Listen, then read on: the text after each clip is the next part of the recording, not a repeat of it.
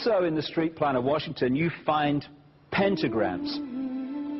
So here we have two pentagrams in the street plan of Washington. The top one points into the Capitol building, and the one at the bottom points into the White House. This is a political building, so we're told. In fact, it's a temple to a secret society, built by the Freemasons to a specific design, Congress, the Congress building. Where did it get its name from? Capitol Hill, from a sacred place of the Roman Brotherhood going way back called Capitoline Hill. And when Madeleine Albright, high priestess of this brotherhood, became Secretary of State, and she went across on her first overseas visit to Europe, she actually went to Rome and made an official visit, what for her would have been a pilgrimage to Capitoline Hill in Rome, and that's where we get Capitol Hill from. This is George Washington. In the last century, they decided they didn't have a decent statue of George, so instead of getting an American to produce one, they ordered it from Italy, from Florence.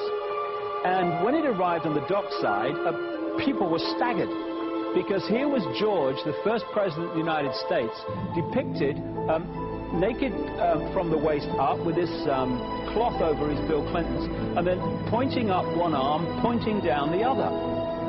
What's going on? Unless you realize where these people are coming from, it's inexplicable.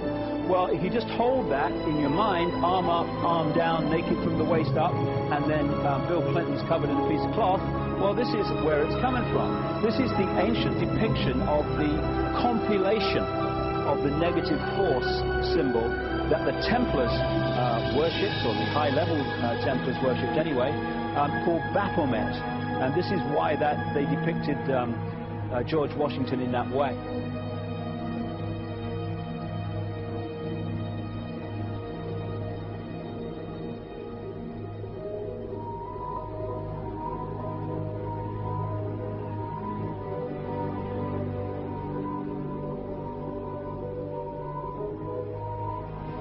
What has come to light is that it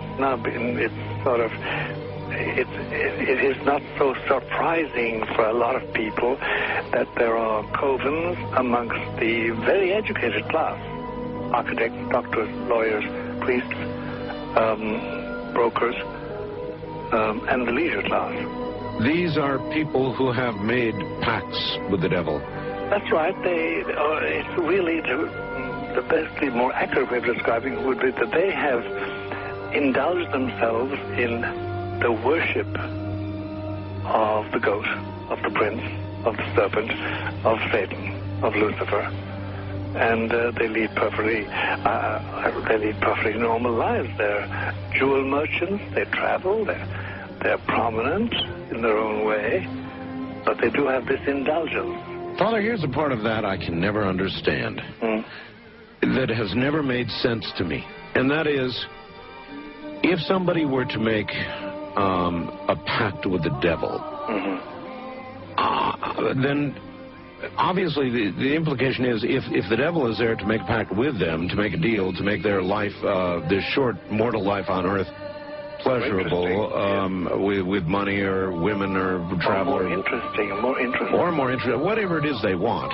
Yes. Then they are aware of the presence of the devil, and they are obviously aware then of the presence of God as well, and they nevertheless make a conscious, stupid, short-term, blind choice to take what they can get in this lifetime. And to embrace one, you must embrace the other. It's not like it's some wishy-washy person. I know you do. It is a very not easy to understand, except when you talk with them, when they let their hair down and peel grapes, as we say, and when they're on their way to being cured of what or healed is the proper word. You find that there's an exhilaration and a satisfaction which is both sensual and sexual and mental when they really indulge in Luciferian worship. There is a peculiar exhilaration. Like a drug, then? Yes, it's a peculiar exhilaration. And of course, the godly instincts in us all, the angelic in us all, because we all have something angelic and something godly, besides everything else, a lot of other negative things, that is quenched.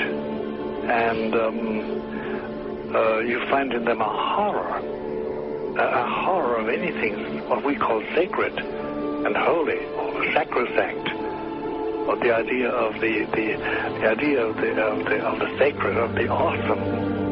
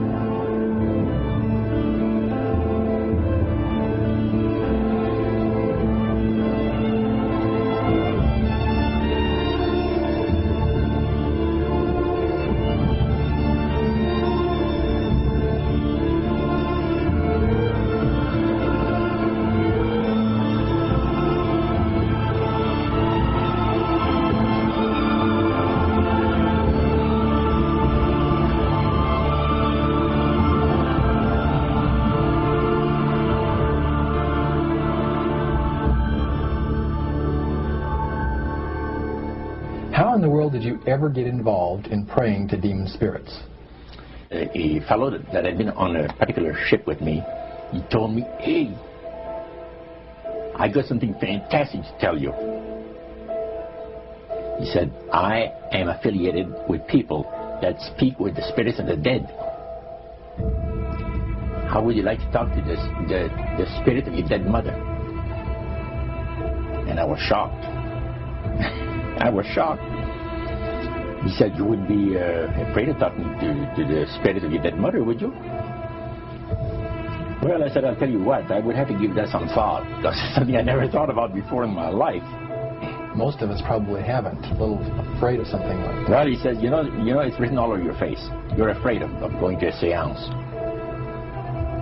But he says, "I know you. You're going to come."